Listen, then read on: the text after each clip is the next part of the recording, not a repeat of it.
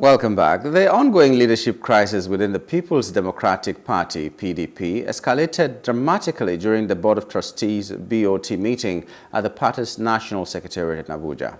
The conflict arose when two contenders for the National Secretary position, Samuel Anyanwu and Sunday Ude-Okoye, clashed over who should hold the position. While Anyanwu had previously been nominated as the party's governorship candidate for Imo State, Ude-Okoye insisted he was the rightful secretary based on a Court of Appeal ruling. The altercation began when Ude-Okoye arrived at the meeting and was blocked by party officials loyal to Anyanwu. Ude-Okoye's supporters tried to scale the fence to gain access to the meeting, and physical confrontations broke out, resulting in chaos. The situation intensified as chairs and objects were thrown, forcing some BOT members to flee the hall, while security struggled to maintain order. The leadership struggle has persisted since 2023, after Anyawu's candidacy for the Imo governorship led to his removal from the party's secretariat. Despite a ruling from the Court of Appeal which declared Anyawu's position forfeited due to his election bid, Anyanwu refused to vacate the office and has appealed the decision to the Supreme Court. With the dispute unresolved and the Supreme Court yet to rule, the PDP crisis over the secretary position remains ongoing. Our guest this morning to help us discuss this is Wisdom Chapp-Jumbo, a political analyst. Good morning and welcome, Wisdom. Thank you so much. It was a pleasure to speak with you. Unfortunately, the biggest opposition party, the People's Democratic Party, is in disarray. And that's also the case going on in Labour Party, which is the next best thing if we talk about opposition. And down the line, even now we're hearing that some opposition parties are being paid 50 million naira to keep short and not be in opposition the way they should be. But that's a matter for another day. We're concerned right now with the PDP. Secretaryship is having problems, and so there's division in PDP. What's your take? There are no problems. If you ask me most sincerely, we just have different people who don't want to adhere and obey to the rule of law. Like you said in your intro, this matter is now before the Supreme Court, and Senator Anyanwu has already applied for a stay of execution, which of course needs to be obeyed. And until the final court gives its final verdict on the issue, then nobody should resort to self-help. So what we see now is just people who don't want to adhere to this rule of law, who feel like they have to act on their own, who feel like they have to go for self-help. But it will not help us in the long run. It will not help us to solve the issues in the PDP. And these issues, if you recall, were created by leaders who want to indeed cause crisis within the party. And as Senator Anyanwu has spoken to zonal leaders in the Southeast and stakeholders in the Southeast, and he has explained this issue to them, even if it's in court. But, you know, there are different heads who just want to take advantage of certain situations and act unruly, you know. But we will not speak much on this issue. It is before the Supreme Court, and we will allow the court to indeed conclude its decision on the matter, and then maybe we can move forward. At the BOT meeting that just recently held, of course, the acting chairman, Ambassador Damagun, has spoken, you know, to the BOT members and in reassurance that, look, a NEC meeting is going to happen in February, which we're happy to hear that. And look, the secretary of the party, national secretary of the party, is a position, you know, that was elected for at the convention. Sincerely, according to the guidelines of the party, if you need to remove him, you have to wait for another convention if you need to remove him. And that's how it works. But some people want to act against the law, and this is what is causing the present issues that we see. But we are law-abiding people, especially within the PDP, and with time, the real picture of the issues will play out. Problem now is between the law and tradition. That is what I'm seeing here. Maybe you'll help me explain that to me. Because if Anyanwu, for instance, had won the governorship election in Imo State, he would have been replaced. With or without a convention, he would have been replaced in some way. And now he didn't win, and according to law, it should be that if you leave your position to go and contest, you have left your position. But that is the law. Now, the tradition is that you can leave your position, go and contest, and then come back and carry your mantle if you did not succeed. And it has been happening in a lot of instances. And that's why, even if you go to Edo State, for instance, the position of the present governor now, Monday Okpebholo, was never declared vacant until he won the election and was sworn in. Even when the PDP was raising alarm that, okay, his position should have been declared vacant so that another person can fill, they kept it until he won the election and then he was sworn in before the Senate president declared his position vacant. Now, that is tradition. So there's law on the one hand and there's tradition on the other hand that you can do anything and come back and get your position. So when you talk about people not obeying the law, which law are they not obeying? The law that is stated in the Constitution or the unwritten law, which we call tradition? Okay, good question. The law I was referring to is when a court has, issue, when there are processes in the court that needs to be followed. If there's a stay on the execution on the court judgment, stay of execution is stay of execution. You have to obey it. It means that whatever was the judgment that must have been passed has been appealed upon, and that defendant has, gone to apply for a stay of execution on the determinant of the case before the next court.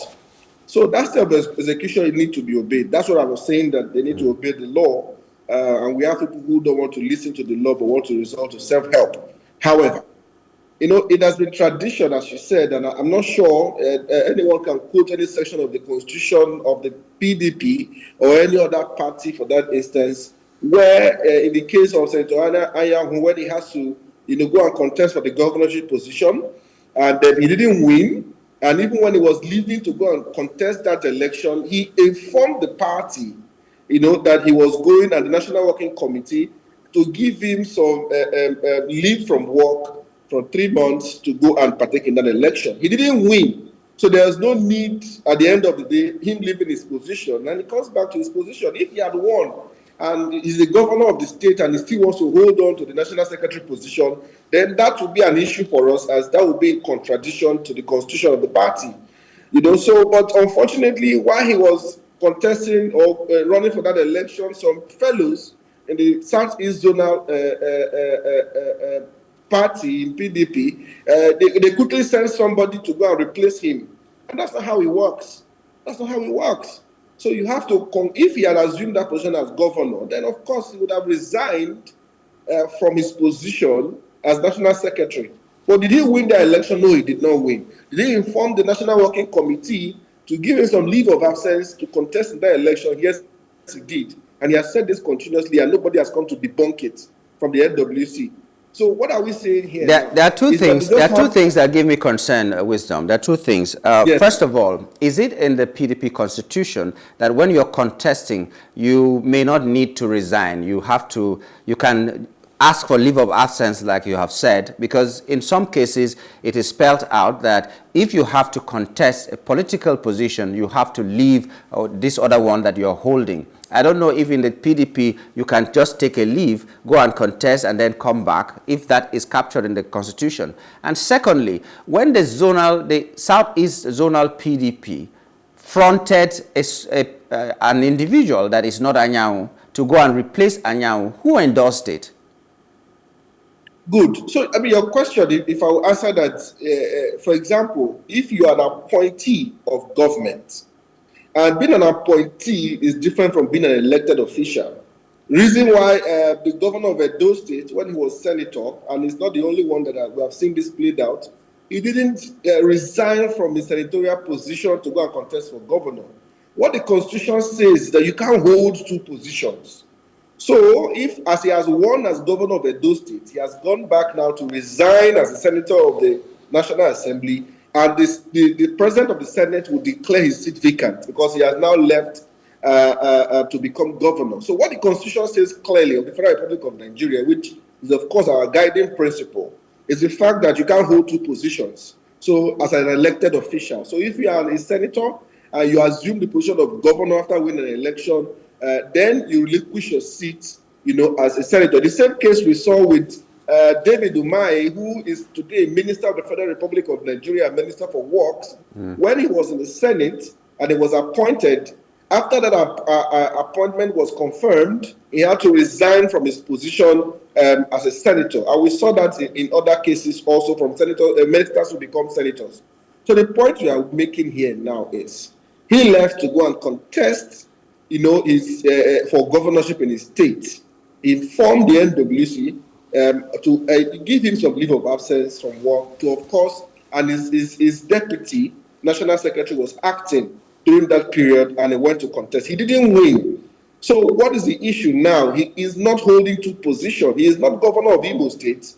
So why are we in this issue of whether he should be national secretary or not?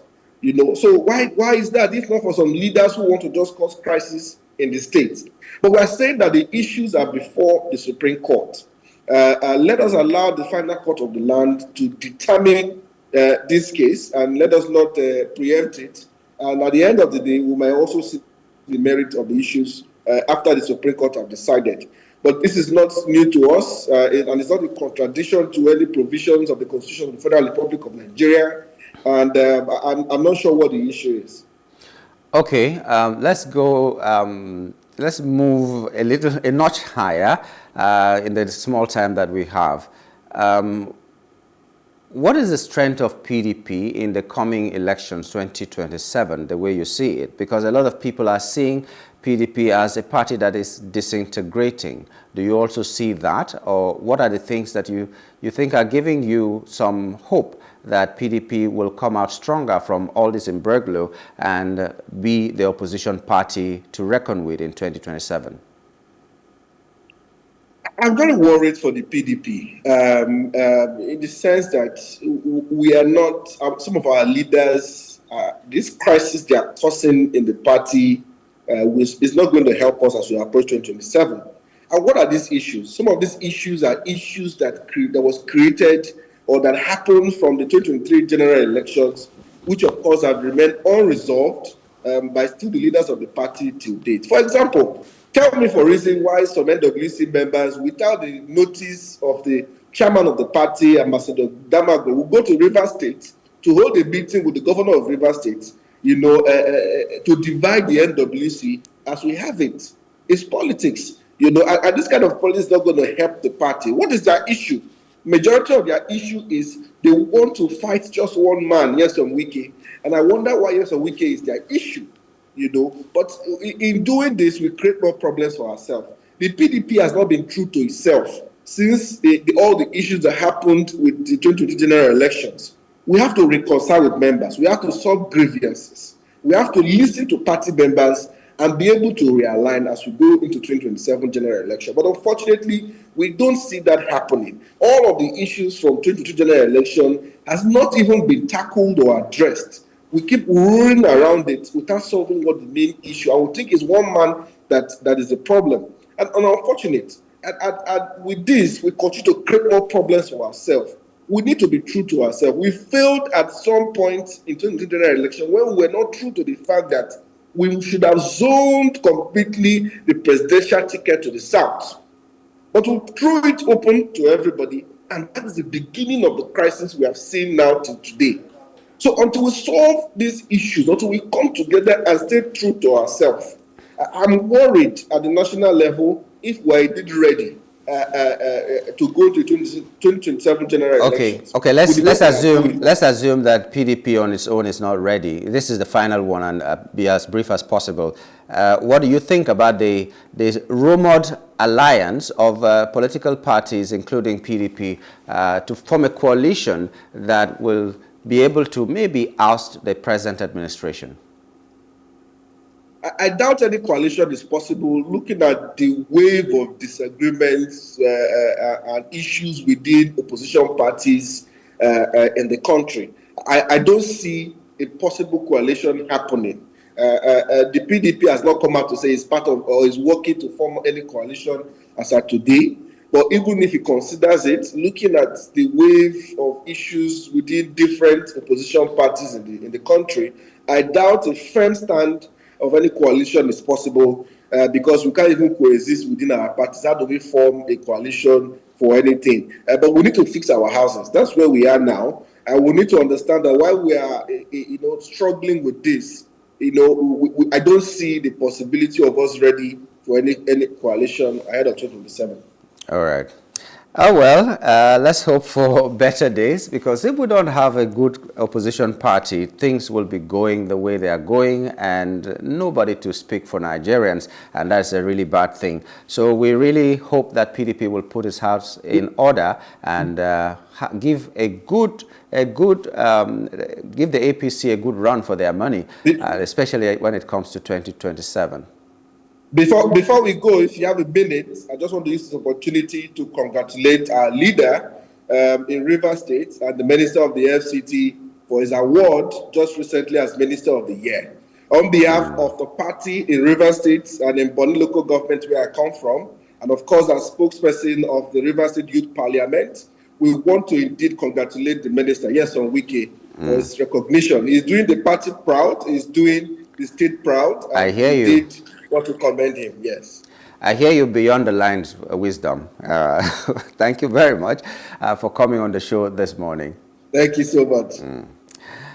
Our guest this morning has been Wisdom Chapp-Jumbo, a political analyst. We were looking at the PDP, the divisions in PDP, and what the future holds for the opposition, the biggest opposition party in Nigeria.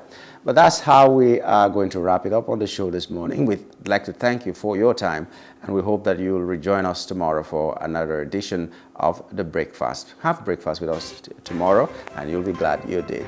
My name is Nyamgul Agaji. Bye for now.